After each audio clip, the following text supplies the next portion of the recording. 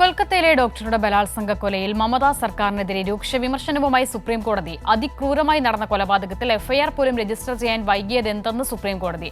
ഡോക്ടർമാരുടെ സുരക്ഷയ്ക്കായി 10-അംഗ ടാസ്ക് ഫോഴ്സിനെ രൂപീകരിച്ച സുപ്രീം കോടതി വ്യാഴാഴ്ചയ്ക്കകം അന്വേഷണ റിപ്പോർട്ട് സമർപ്പിക്കാൻ സിബിഐയോട് ആവശ്യപ്പെട്ടു. ആരോഗ്യ പ്രവർത്തകരെ സംരക്ഷിക്കാൻ കേരളം സ്വീകരിക്കുന്ന ശക്തമായ നടപടികളെയും ചീഫ് ജസ്റ്റിസ് ചൂണ്ടിക്കാട്ടി. സിബി ജോസഫ് തയ്യാറാക്കിയ റിപ്പോർട്ടിലേക്ക്.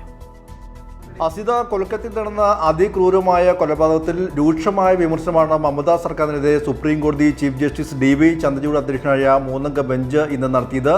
പ്രത്യേകിച്ച് ഈ കൊലപാതകം നടന്ന ശേഷം ഇതിൻ്റെ ഏതൊക്കെ രീതിയിലാണ് ഇത് നടപടികൾ മുന്നോട്ട് പോയത്, ഇതിൽ FIR വൈകിയതടക്കമുള്ള കാര്യങ്ങൾ ചൂണ്ടിക്കാട്ടിക്കൊണ്ടായിരുന്നു വിമർശനം. ഇതിൽ പുലർച്ചെ ഉണ്ടായ മരണത്തിൽ ഉച്ചയ്ക്കായിരുന്നു പോസ്റ്റ്മോർട്ടം നടപടികൾ. അതിനുശേഷം രാത്രി 8:30 ഈ ഒരു പെൺകുട്ടിയുടെ മൃതദേഹം ശ്മശാനത്തിലേക്ക് സംസ്കരിക്കാൻ വിട്ടു നൽകി. എന്നാൽ അതിനുശേഷം 3 മണിക്കൂർ വൈകി രാത്രി 11:45 ഒരു FIR പോലും രജിസ്റ്റർ ചെയ്ത് ഈ പെൺകുട്ടിയുടെ പിതാവിൻ്റെ പരാതി ലഭിക്കുന്നതിന് വരെ കാത്തിരിക്കുന്ന ഒരു സാഹചര്യം പോലും ഉണ്ടായി.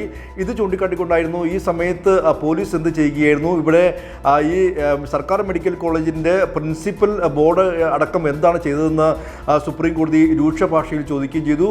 അതുമാത്രമല്ല, മറ്റൊരു പ്രധാനപ്പെട്ട കാര്യം, ഈ സംഭവത്തിൽ വലിയ പ്രതിഷേധം ഈ RGKR മെഡിക്കൽ കോളേജിന് മുന്നിലുണ്ടായി. പക്ഷേ ആ പ്രതിഷേധക്കാരെ സംസ്ഥാന സർക്കാർ, അല്ലെങ്കിൽ മമതാ സർക്കാർ തൻ്റെ അധികാരം ഉപയോഗിച്ചുകൊണ്ട് അടിച്ചമർത്താനുള്ള ശ്രമം നടത്തുന്നു.